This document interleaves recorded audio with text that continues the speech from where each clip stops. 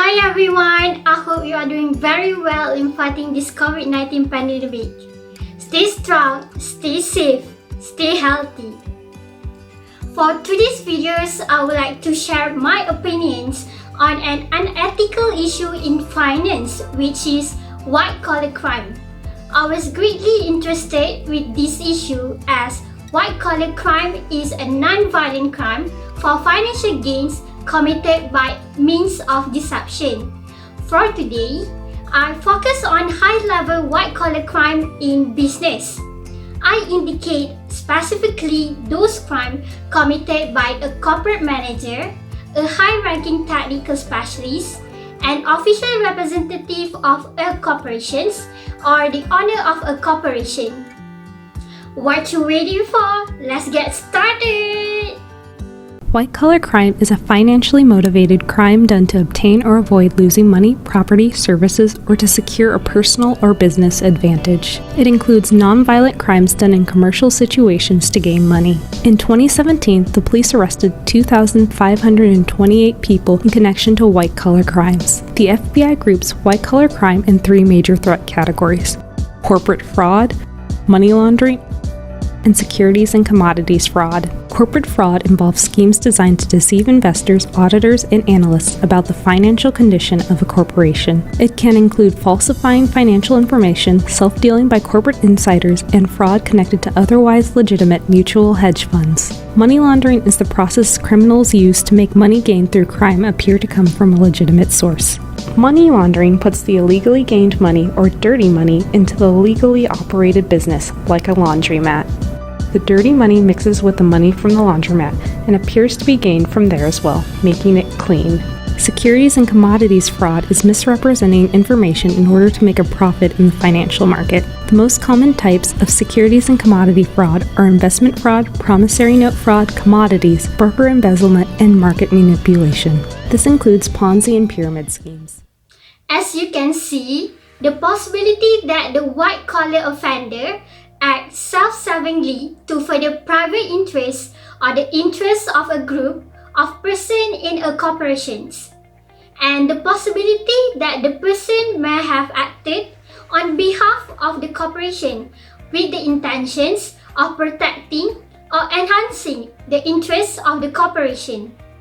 Business white-collar crime is predicted by gender, low behavioral self-control, high hedonism, high narcissism, and high consciousness after statistically controlling of social disability. Despite the fact, I was concerned in the relationships of personality measurements of behavioral self-control, and measurements of personal values to economic crime committed by persons holding high-level white-collar positions in business. The purpose of this discussion is to interpret and describe the significance of my findings in light of business white-collar crime related to some personality trait that being investigated, and to explain any new understandings or insight that emerge as a result of my study of this issue. There are a number of explanatory approaches to white-collar crime in business from scientific field outside of psychology. These include the rational choices approach in economics, the concept of individualism in sociology, the concepts of narcissism in psychiatry, and the concept of behavioral self-control in criminology. Each of these, however, does have psychological implications. Psychological research on values has shown that these are strong interpersonal differences with regard to the priority placed on different values independent of the situation in which one finds oneself. In the given context, I found that living in a culture in which a very high value is placed on material success and individual wealth can serve as one cause of strong hedonism. Hedonism involves pleasure seeking and hedonistic utilitarian argue that morality is determined according to how much pleasure or pain is produced from a cause of an action. In such cases are illustrated by embezzlement, pilferage, computer swindles, and even the exploitations of government funds by politicians to compensate special friends or family through salary payments for non-existent work. As I saw, many people who enter professions of any rank typically do so to support a living and have an ultimate goal of wealth accumulation. However, a differentiating factor between ethical professionals and white-collar offenders can be the amount of stress placed on the level of hedonism. In my opinion, even the competitive nature of business implies a sense of hedonistic qualities that may carry over into offenders' personal trait and motivations. According to the previous research has indicated, approximately 43.8% of interpreters were living beyond their means at the times of the fraud, and 37% were experiencing financial difficulties. In addition, high-level corporate white-collar crime can be triggered by the speculations of material gains or the fears of financial losses. The motivation can be connected with performance-based compensation. From my point of view, with these stresses in place, one can infer that this higher level of hedonism presently exists with upper-level executives and is even embedded into their compensation. I believe that a strong focus on cultural hedonism combined with opportune circumstance can contribute as motivations and enticements towards unethical conduct. With this in mind, the greater the degree of hedonism present in a business person, the greater the tendency to commit economic offenses. Besides that, I made use of psychiatric case studies and viewed the behavior of white-collar criminals in terms of narcissistic fantasies of omnipotence. I found that white-collar criminals display a little guilt and identify with the ideal of achieving success at any price. The essential features of the narcissistic personality disorder are a pervasive patterns of grandiosity, a need for admiration, and a lack of empathy. I learned several subclinical dysfunctional personality dispositions underlying managerial career developments, including subclinical narcissism. In my judgment, the core aspects of narcissism have been described to be the themes of grandiosity and vulnerability. When narcissistic levels are elevated, an individual's sense of importance and belief in his abilities or grandiosity increase, as well as the needs for constant reinforcement from others. I acknowledge that many effective corporate leaders exhibit narcissistic traits. Upper-level employees demonstrate the behaviors such as self-aggrandizement and self-sufficiency. I found that upper-level employees demonstrate self-esteem, self-efficacy, neuroticism, and a locus of control more often when they perceive higher levels of individual status.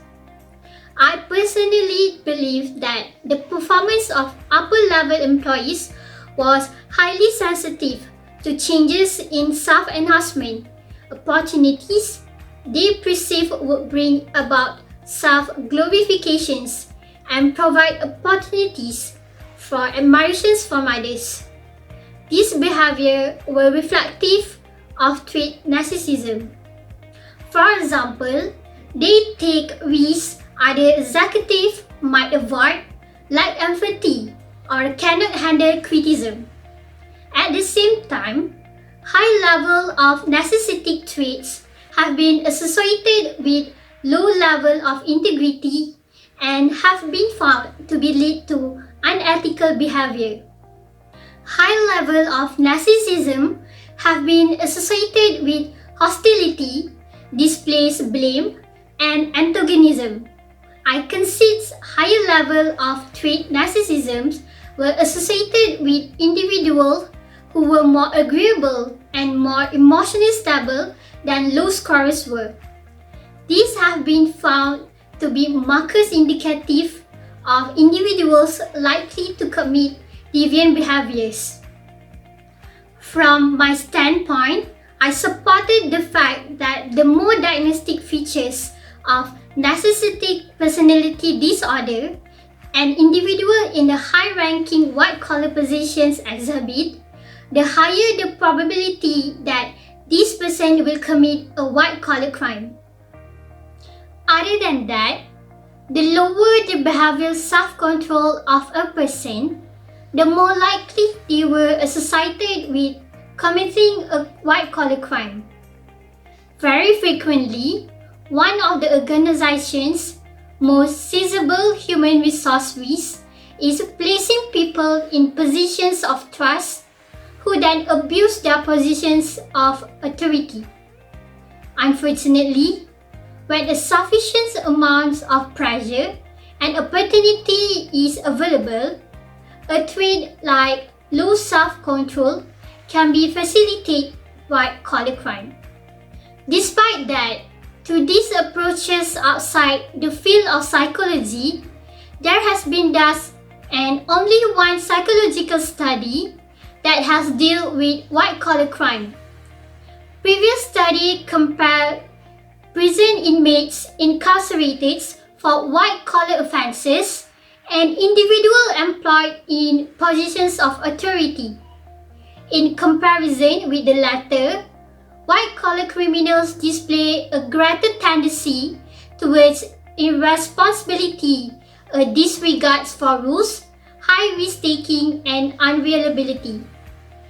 In my understanding, self-control stems from the way in which a criminal perceives the consequence to their actions. I noted that 3 different types of criminals are all prone to lack calculations of consequence and, therefore, warrant the labeling of a low level of self-control. The impulsive criminals typically do not think much about negative consequence and make rash decisions.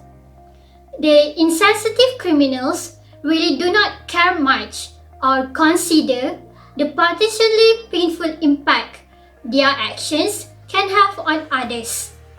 Finally, the less intelligent criminals have less to consider and do not have the foresight. Indicative of low self-control are self-centeredness, temper, risk-taking, physical activity preference over verbal communications, impulsivity, and lack of considerations for the long term. From my perspective, type of individual that engage in white-collar offending is arguably risk-taking and somewhat impulsive for their job and reputation is online. Among those in the business sector who had lower level of self-control, they would rather engage in criminal shortcuts that lead to profit within 2 to 4 years versus utilizing legitimate routes that may take 30 years for a substantial profit gain. By my light, I discovered that the lower the behavioral self-control of a person in a high-ranking white-collar position in business, the greater the probability that this person will commit a white-collar crime. In conclusion, neither the analysis of the correlation nor the analysis of potential interactions effects between hedonism, narcissism, and behavioral self-control reveal a dark triad of white-collar crime. I could speculate that the prospects of material gains or the fear of financial losses, including severe losses at the level of the corporations, are the triggers of high-level white-collar crime in business.